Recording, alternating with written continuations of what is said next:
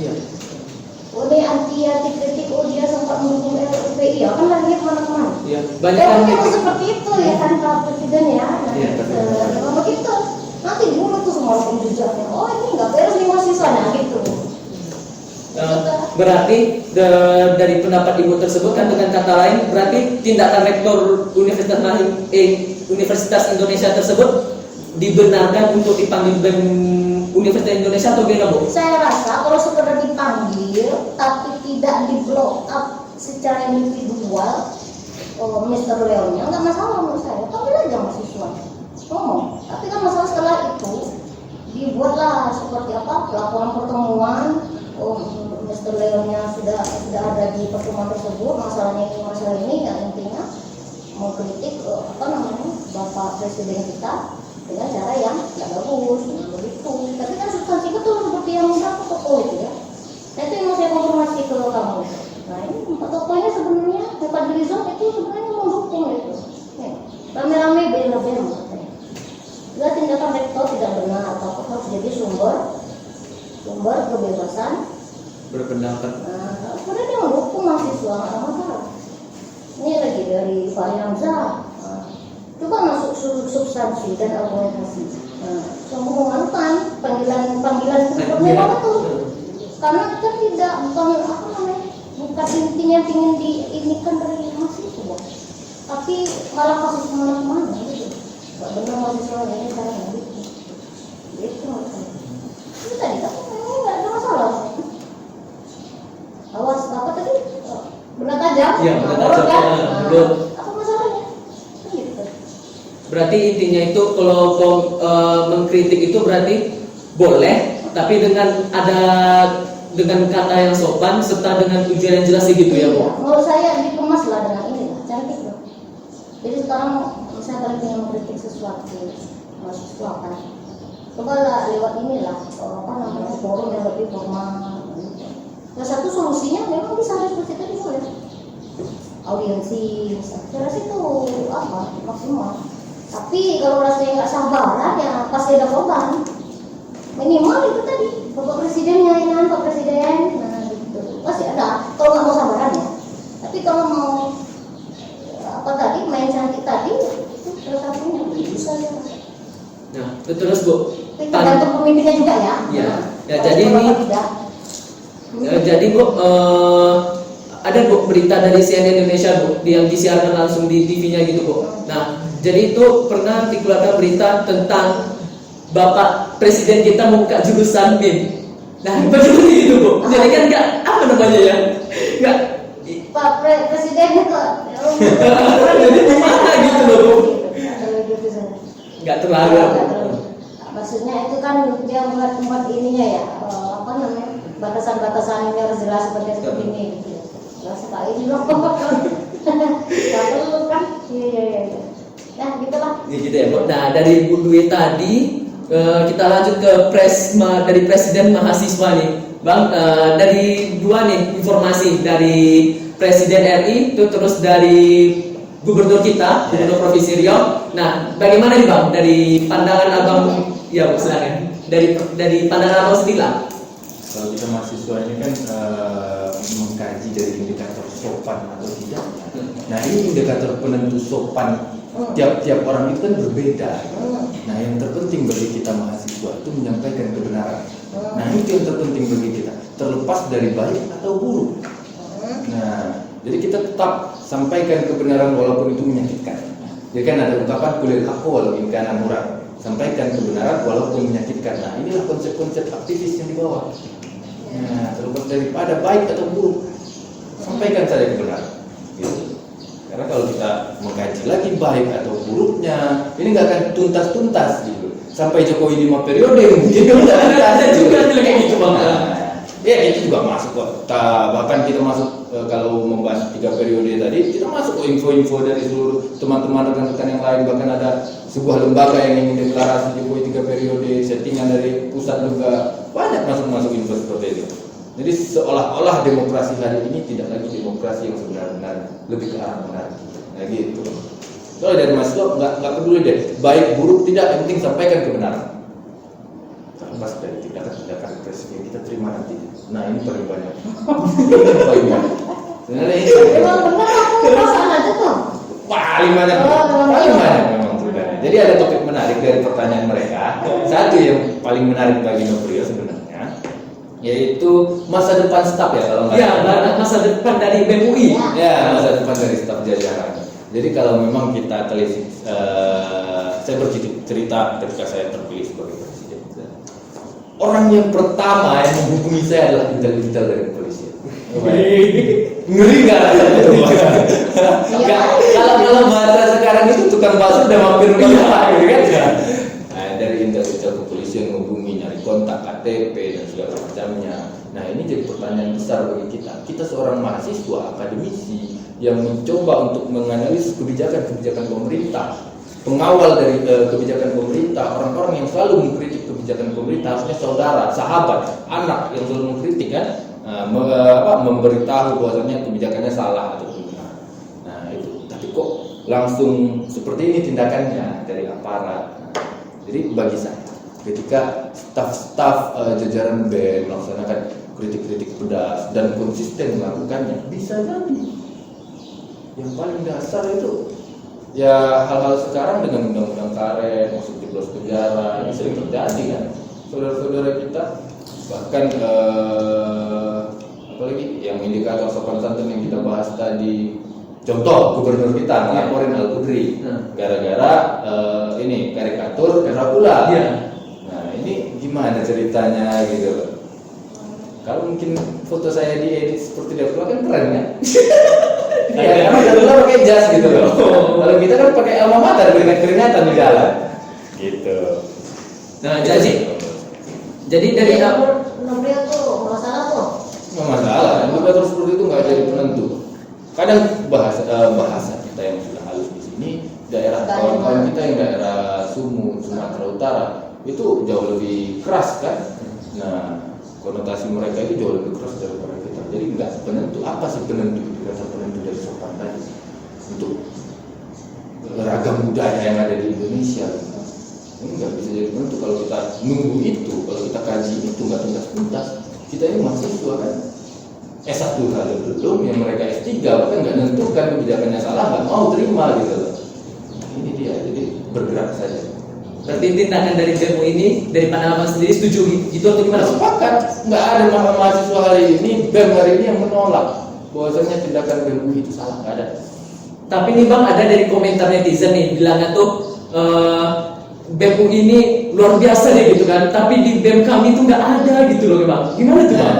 Tiap daerah itu kan berbeda-beda. Itu saya katakan punya permasalahan yang berbeda-beda, demografinya berbeda-beda, ada masalah yang berbeda-beda. Contoh hari ini kita udah menjabat 2 tahun dan tidak ada pemilihan di BEM Umbri sendiri. Nah, ini kan masalahnya berbeda-beda, artinya nggak bisa kita patokkan gitu.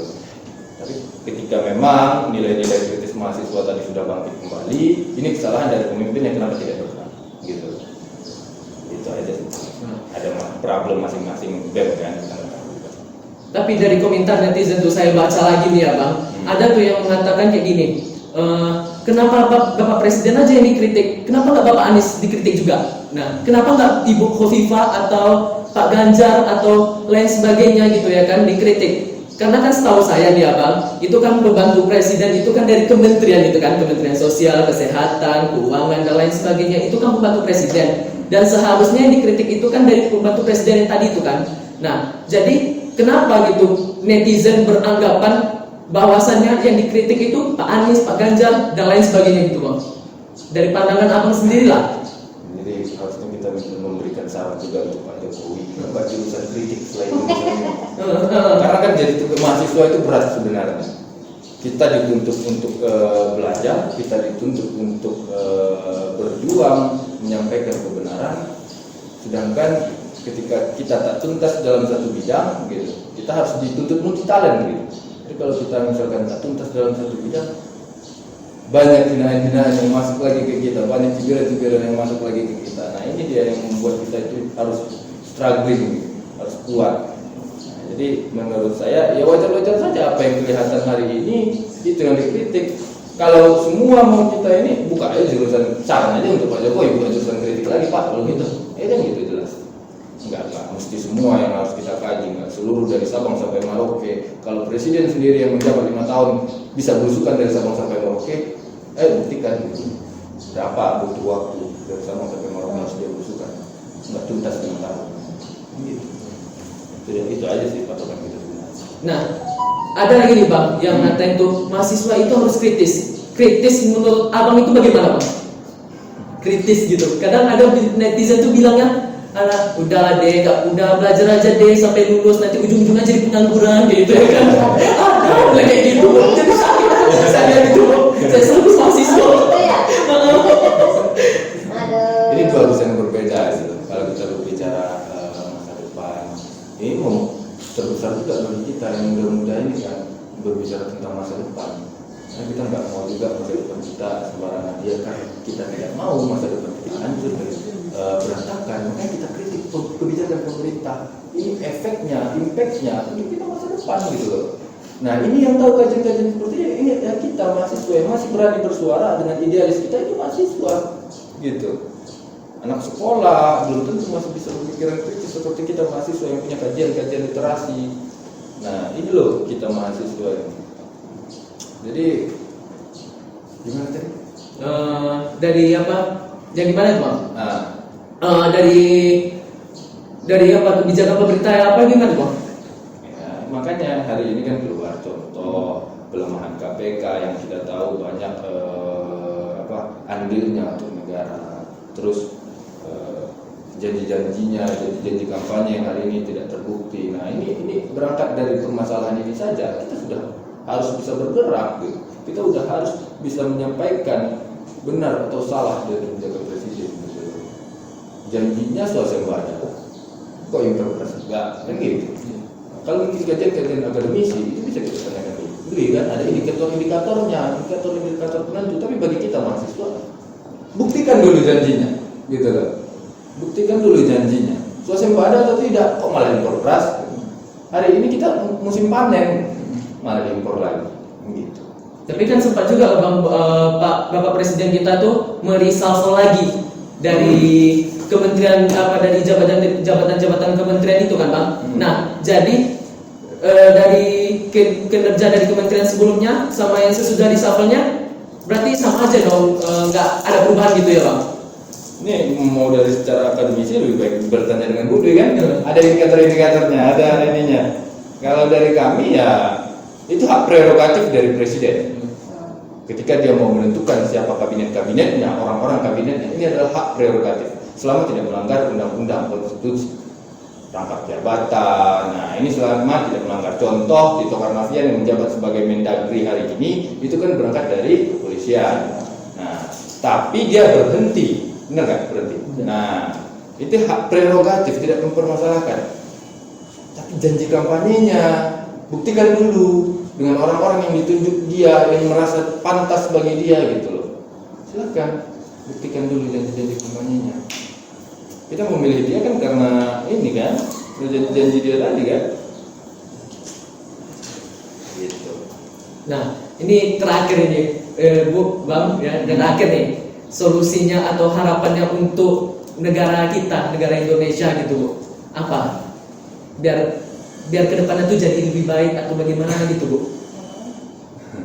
Ini terkait pembahasan kita hari ini atau secara umum? Secara umum Bu, dari dua informasi tadi nih Bu.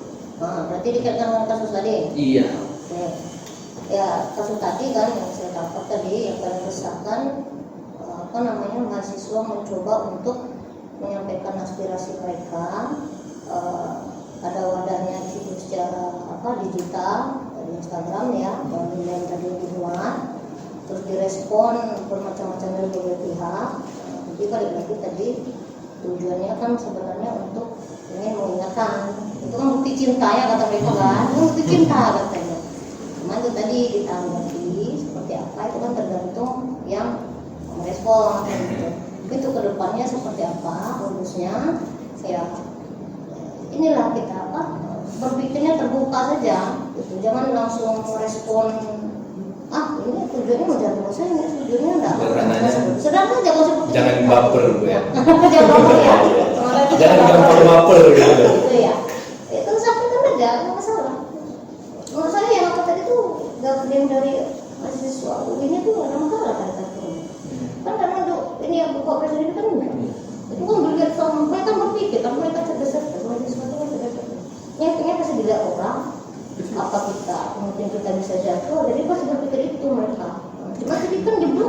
kemana-kemana.